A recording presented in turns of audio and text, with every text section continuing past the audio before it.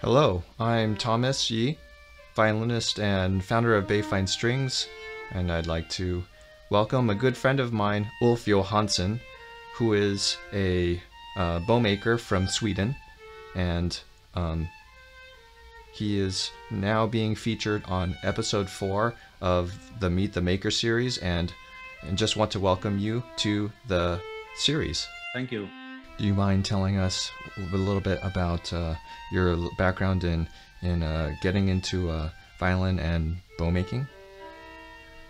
So my interest for music has always been big in a way, and I tried to play different instruments, but all was included by playing by notes, and that's not the strong side for me. So getting into Swedish folk music where you play by ear was the right thing, and my teacher, who had made a violin, inspired me to start my first violin.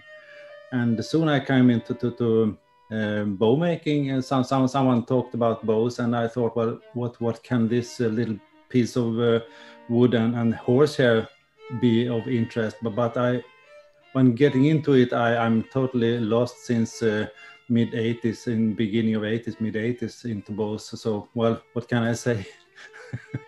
I also was learning in school about electric engineering, so that was kind of foundation for me, and I think the engineering in behind me, in my head in a way, helps me also to understand the bow in the physics. So, well, yeah. Engineering, it's architecture, and it's the functions of a bow.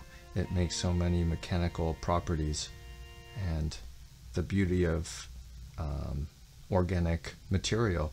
Also, there's some magic in that as well, and so I think it's a nice blend of science and nature.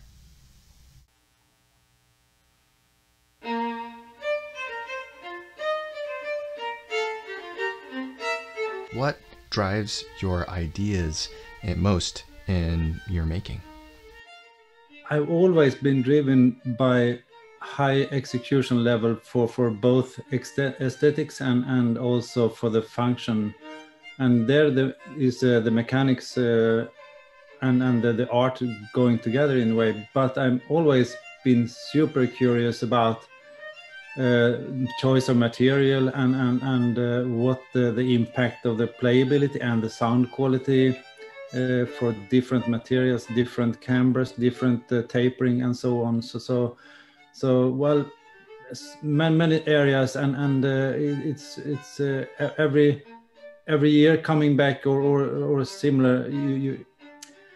In developing and learning more and more, you come back to the same point again, but with new experience, and then you say, wow, if I knew this a year ago already, the bows might have been different already then. There's so many different styles and models in the making, and so I know most makers are exploring different styles, and some of the old 19th century makers or the 20th century makers are I know that we had worked on some specific styles of bowmakers, most recently a project on the Francois Xavier Tourte, who's considered the founder of the modern bow, and so I just wanted to talk a little bit about that and just the whole process behind that. And it was just a really great thing because there was an example of a bow that I was introduced to me, and I had seen it in France originally, and it had a friend that actually ended up with the bow, and it's actually in Les Archets, which is a book on French bow making and historical making, and there's a lot of historical photographs, and it's of an 1825 Francois Xavier Tourte, and we had worked together on this bow where I was able to get able to get some technical data, and it was really nice. We were able to make an initial bow and then work on a second bow. So I just want to ask how your process was of the making was, and for that, and also wanted to show this because it's really quite fine and so accurate and in the details with the original bow that original bow has to offer. And when I compare the two side by side, had the pleasure of doing that, it was just so fascinating to hear and see the similarities and the differences. And want to just kind of ask, how was that process and how was that feeling for you? Not having been able to see the bow in person, but to have so many fine measurements and a lot of things filled in. Oh, that has been an amazing project for me, and all bow makers are now and then or all the time fascinated about the François Xavier Tourte bows and the period and what he did for the evolution of the bow. This project is something that has been deepening my feeling and knowledge about this bow maker, and it has been, as I say, amazing to have done it. So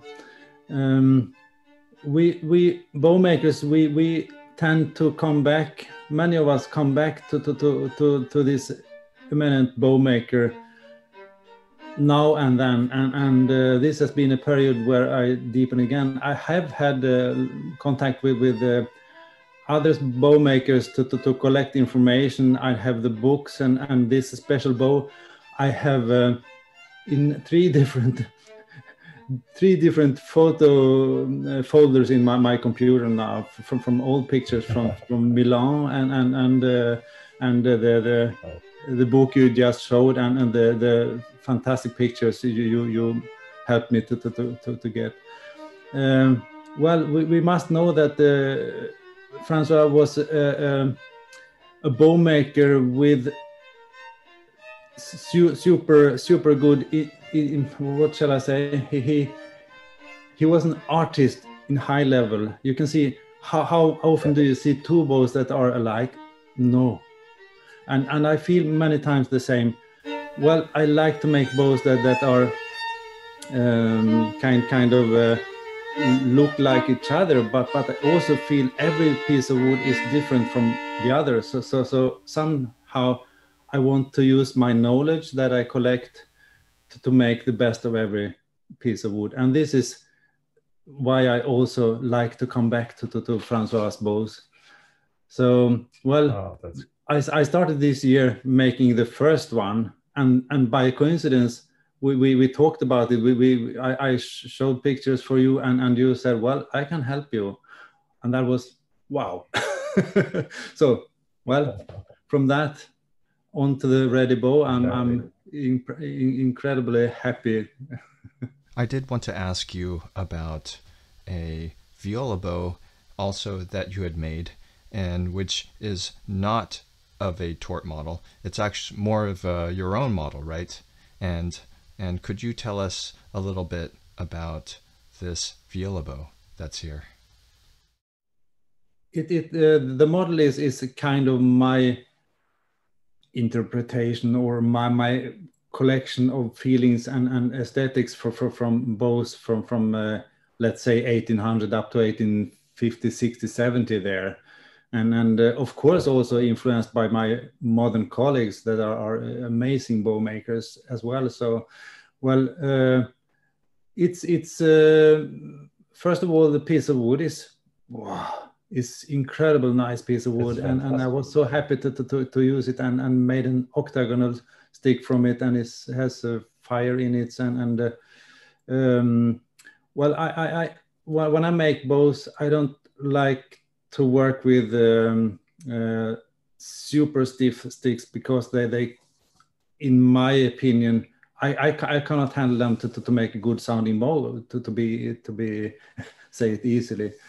The model, coming back to the model, there is it's a collection. It's kind of my interpretation of that period of bows. And it must have been the same thing for the cello bow as well, then, right? This one has a very similar style. However, there's quite a unique style of a eye on the cello bow. Yeah.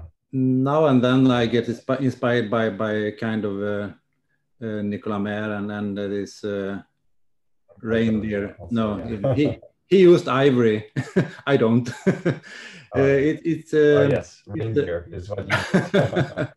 I use reindeer antler both for tip plates and if I would like to make a ring directly or outside the mother of pearl eye, I use reindeer. Oh, okay, that's great.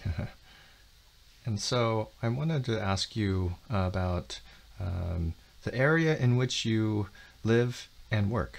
It's how do you pronounce the city or the town or the area of it's called Harlösa. Harlösa. Yes.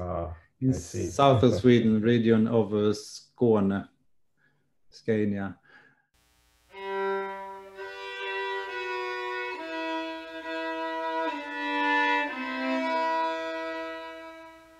I really like to be in the countryside, the calmness, the nature around you, the sunsets, and well, you can see the horses. I can see the horses right now out from the window, really calmly walk around to eat the grass, and sometimes they play, stand on their hind legs, and our dogs, our garden. Well, it's so nice for me. Yeah, I could say the Harlösa, the village Harlösa, which is 5 kilometers south from me, there's about 1,000 persons, and here in the countryside, the houses or farms are about maybe 100 meters, 200 meters, 300 meters from each other. So, well, lots of space. Your work is exhibited and well received among the exhibitions, and that's where I've been able to get familiar with your work. So I'm so thankful about that, to have that friendship as well. I did want to ask you about what for the audience and for musicians, what are some of the most important things that musicians should look for in a bow? Yeah, what to look for in the bow? I think first you have so many layers in this. You have the player's view, you have the beginner's view, you have the advanced player, and you have the collector, and all this, and of course they have different